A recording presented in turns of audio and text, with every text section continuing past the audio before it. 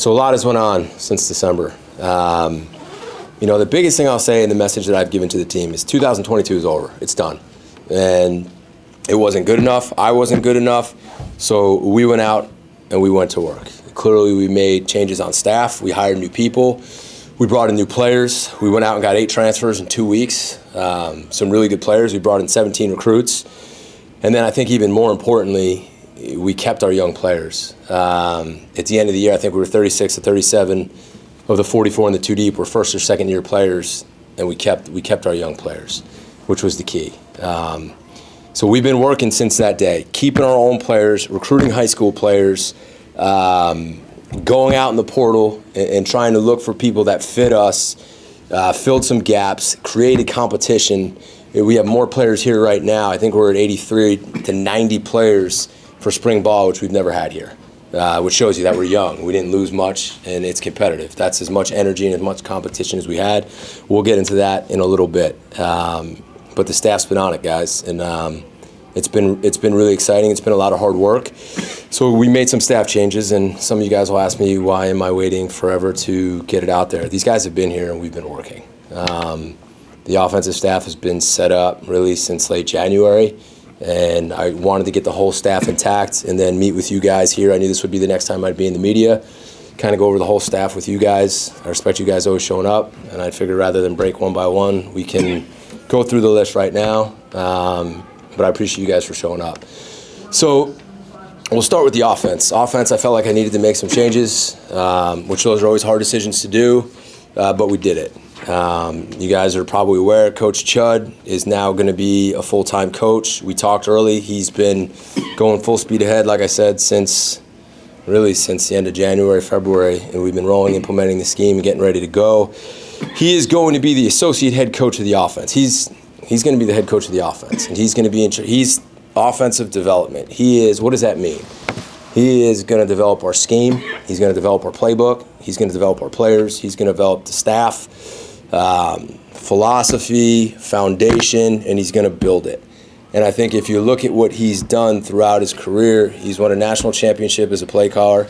He's had multiple top 10 offenses in the National Football League. He's been a head coach in the National Football League. Each year he gets calls from NFL teams, college teams to coordinate, to go be something. You know, and he was in a role for me really, you know, as an assistant to the head coach, doing schedules, situational football. But he's one of the best offensive guys that have been around. So to get him full-time on this staff doing what he's doing, it's big. And the kids can feel it. They already have a relationship with him, so that's not new because he's been in the building. So I'm excited about that. Shimko will elevate to coordinator role. He had chances to leave to be a coordinator in college. He had a chance to leave to go to the NFL. And we sat down. Steve's been with me now for 3 years. I think he's a rising star. He sees things extremely quickly. Him and Chud have an unbelievable working relationship. He's really impressive, and I think the kids would tell you the same thing. He's a guy that people are going to know about, and I think very quickly, and I think he's going to rise through this thing. So I'm really excited about him. Daryl Wyatt will be the pass game coordinator. Smart, very smart, knows the pass game, knows football, has coached a ton of first-round picks. Hopefully he'll add another in Zay, which from it sounds like, I'm not sure when he runs, but I think Saturday, so hopefully he'll run real fast. But Daryl's a guy, Daryl did an unbelievable job with our wide receivers last year. And talking to Chud and Shimmy, we felt he could do more. And I think the collaboration of that group right there, guys, it's a great group. It's impressive. And you could feel it out there today. You could feel the energy. I could see it as a defensive coach. So I'm really fired up about where we're going. Obviously, you know, we brought back Coach Applebaum. I thought Matt did a really good job here. I hated to lose him when he left. When he became available again, it wasn't just the coaches who wanted him back. The players all came up to me and asked if he was coming back.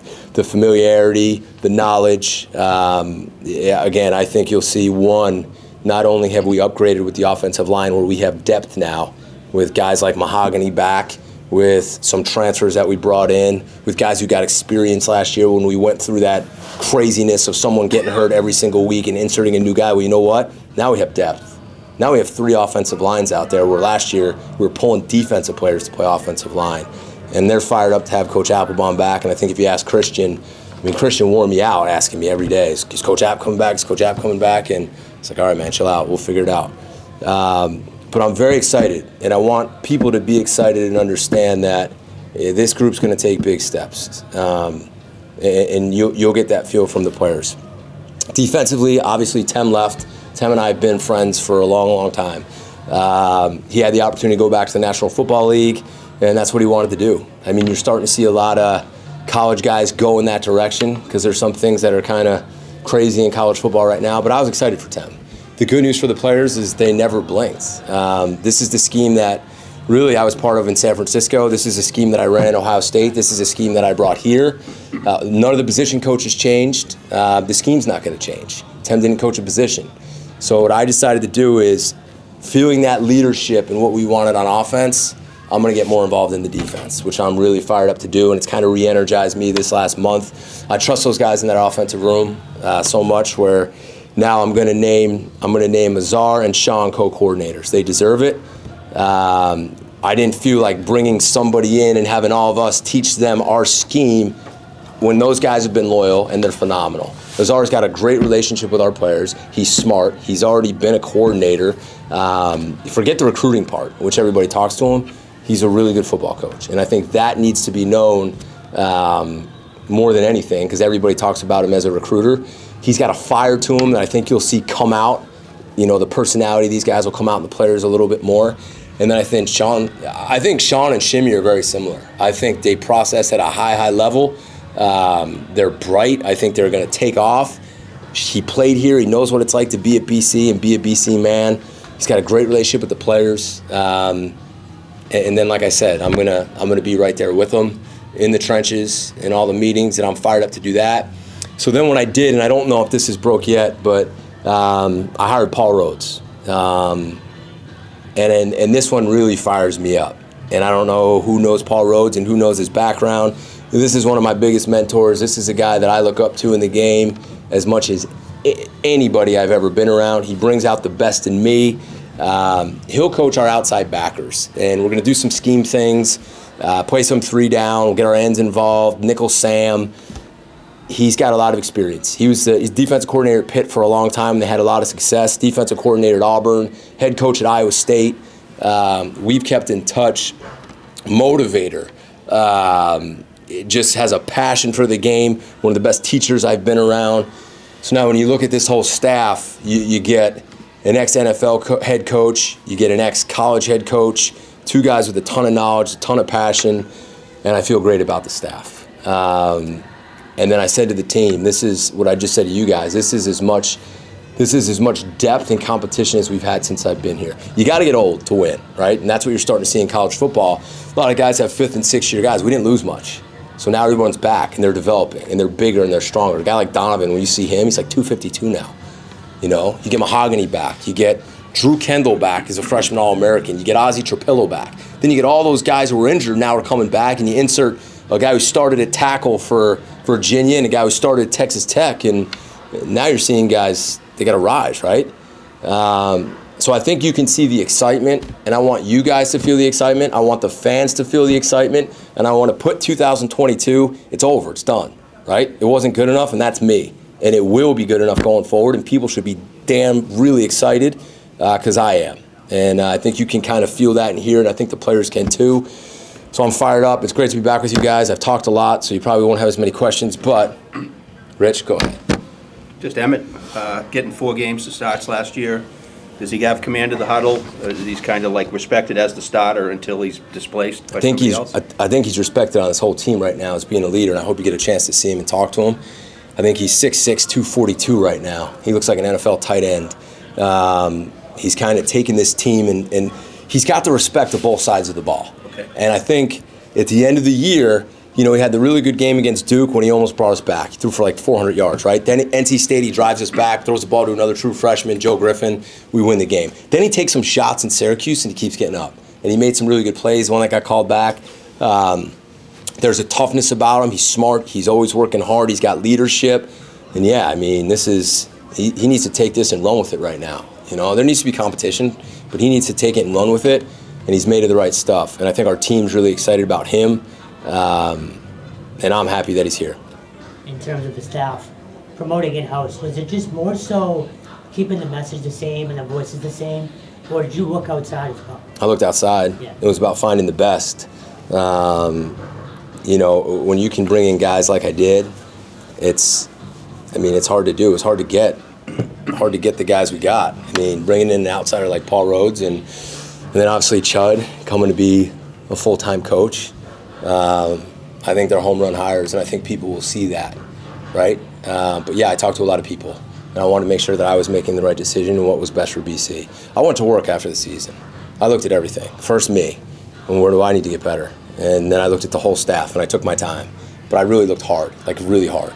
All throughout December, all throughout January. I looked at every player, and then I talked to a lot of people. I did. A lot of phone calls, a lot of Zooms, and I think I put together what fits us, what fits me, what fits BC, and not because they were here, no. But I respect that. I think that's a good question. Overall, what do you think would be the biggest difference this year, upcoming year, versus last year? With our team? Yeah. Depth, competition. We're getting older. I think we have probably as many returning players as most teams in the country, probably in the top third, I would bet, with returning people, production. We're young. We're getting older. You can see it. Guys are getting bigger, not just because Toos is doing a great job in the weight room, but they're getting older, and they have experience now. Like if you just use the O-line as an example of all the people that got thrown in the fire that played, some of those guys are in a battle for the first string, some are in a battle for second string. You know, at the receiver position, we lost Zay, I get it, but we got some guys there too. And we brought in a transfer, Ryan O'Keefe, who might be the fastest player in the ACC. He ran a 10-300 meter. You get George Takis to stay as a 6th year. I mean, we didn't know that was happening. You get Christian Mahogany to come back when people were trying to poach him and he was thinking about going to the NFL. Donovan Izaraku right now is, in my opinion, one of the best edge rushers in the game, and now he's 252, and people tried to poach him and take him. You know, you can talk about some of those other receivers like Joe Griffin, Drew Kendall, Ozzie Trapillo, and then defensively, the whole D-line's back. All the linebackers are back. And then we brought in some depth in the back end. You bring in Alex Washington, you guys see him. When you see him, bigger corner out. Elijah Jones comes back. You bring Victor Nelson from LIU, a big safety. Khari Johnson from Arkansas, who played, and they fit us and fit the culture, and you can see that. They've embraced them. I think it's going to be experience, depth, which we did not have last year. And I think when you have that, you create competition, and guys get better because you know someone's breathing down your neck. I think we need to continue to do that. But I think one of the biggest wins for us was keeping our good young players. And that was hard. I mean, the last time I saw you guys, not only were we recruiting high school players, we were recruiting transfers, we were recruiting our own team. I mean, and what we were able to do after a hard year, when you win 3 games, it's not good enough, but your good core young players decide to stay, I think that sends a message. And that's what I'm excited about. More about Christian, just what's it like having him back? How much of a ripple effect can that have on the whole team, really? Oh, it's awesome. I mean, he can't do everything right now, but he's in the meetings, he's in the walkthroughs, he's doing individual. Now that he's going to line up next to Drew, who has experience, there's just, like Christian's got an edge to him, you know, and he's strong. And our interior, our center guard combinations are big, strong, and physical, or we're going to run the ball. Like, that's one of the biggest emphases. What's the biggest difference from last year? That we're going to run it, and we're big and strong up front. And there's going to be battles. But having Christian back is awesome, and I'm grateful that he stayed. I'm grateful that he didn't go to the NFL, and I'm grateful that he didn't go to other teams that were trying to call him. And that's what I love about this team, and that's what people should be excited about, like guys like that. You're a 3rd year now. What do you kind of expect from yourself, maybe differently than you have the past 2 years? I think every year there's things I need to get better at, right? What do I focus on? You know, being detailed, building the culture in different ways, bringing the team together, making sure my message is heard, holding these guys accountable. And the biggest thing I'm going to talk about is attitude and effort. No matter what, we got to play. We have to have a great attitude. We have to play with incredible effort and a toughness and an edge, because that's how you're going to win at BC. And that's what I've learned a lot over the last couple of years. But the biggest thing I'll say again is we're finally getting older, right? Most of our guys now are in year 3, not 4 or 5, and we don't have many 5th, 6th-year guys like the rest of the country. But we got guys that have played, and that's what fires me up. Today, if you guys only saw the first 20 minutes, there was some freaking energy and fireworks going off out there because there's competition, and guys want to get the job now. In terms of like the transfer portal, did you change your mindset at all in terms of that? Because I know in the past you've said you haven't gotten many, but this past offseason you went out and got. Yeah, I said I never want to live in it, right? Like I don't want to go sign like 25 portal guys. We took 17 high school kids, all right, and then I looked at who was leaving us and where we needed depth. Like I know where we need depth. I know where we weren't good enough, and I'm not just going to sit here and say we weren't. So where do we need depth? Where do we need competition? And then we went out and flew everywhere we could, and we tried to find it. And that was important for me to see. I mean, I want to have depth. If guys get hurt, I want guys to be able to step in. And there are certain positions where I didn't feel like we were strong enough, where we brought guys in. So I went into it more. Yes, I did, for sure. But I still don't want to be 15. I don't want to be more.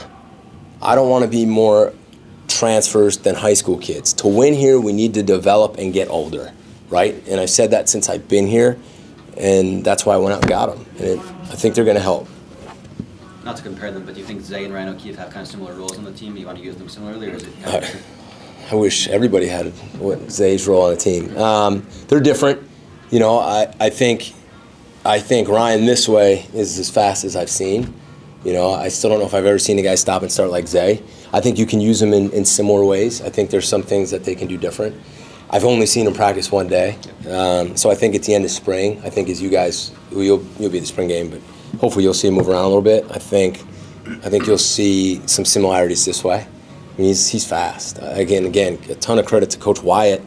You know, Coach Wyatt, the guy, he went in the portal, and Coach Wyatt's like, we're going to get this kid. I was like, really? I was like, I put his film on. I was like, we used to guys return kicks. Like now we got a guy back there who could hit a home run. And Coach Wyatt's like, yeah, we're going to get him. I was like, well, who's the competition? He listed off these teams. I was like, all right, let's go fight. And we went down to his house and home visited him. And after I left, I was like, we are going to get this guy. Daryl had a great relationship with him. Coached him at UCF, recruited him out of high school. And Ryan knows what a good coach he is and wants to be developed by him. So you get one of those guys, and the guy's had like 1,000 all-purpose yards, and he can return kicks. I mean, you get a kick returner back there, better kick it out of the end zone. So I'm excited about that. Back to him, one more. Just talk about him as far as contested balls and hands. I mean, with Ryan? Yeah, you know he's got the speed, but yeah, from what I've seen so far, and it's been very limited because we haven't been able to use footballs. Right. I mean, I thought he did a good job today. Again, I think that will be as we get going. I think we'll bring him in eventually and let you guys meet him because he's a phenomenal guy, and you guys we'll get a better feel for that. Just a little bit more on Zay. His stock is obviously rising. Yeah. What have those conversations been like for you around the NFL? They've been very positive. Conversations with Zay have been positive. I think Zay, and you guys all know because you've been around him, I think when you get him in here, he lights up the room, right? I think the combine's only going to make his stock rise higher because not only does he do that, but his story is pretty cool, right? What he's taken himself from a guy that did jet sweeps and reverses to possibly the best wide receiver in the country to a guy that stayed loyal to his coaches and his team and his school and is about all the right things. And now he's going to go probably run low 4.4, 4.3, and people are meeting him and being around him, and you want guys like that on your team. I think he represents BC in a great way. I miss him, not only on the field, but as a person. We've stayed in touch, try to go over to the combine and help him out. And I'm hopeful that we'll be sitting in Kansas City in a month or so, getting ready for him to be picked, because he deserves it. And everybody who's called me is like, tell me more about this guy, you know? So I'm excited for him tomorrow. You get out of Braden to one of those places in Florida to get combine skills? Or? He's been down in Florida. He's been back here, yeah. He's been doing a lot of stuff. You guys good? Yeah, thanks. You get enough? I hope so. Okay.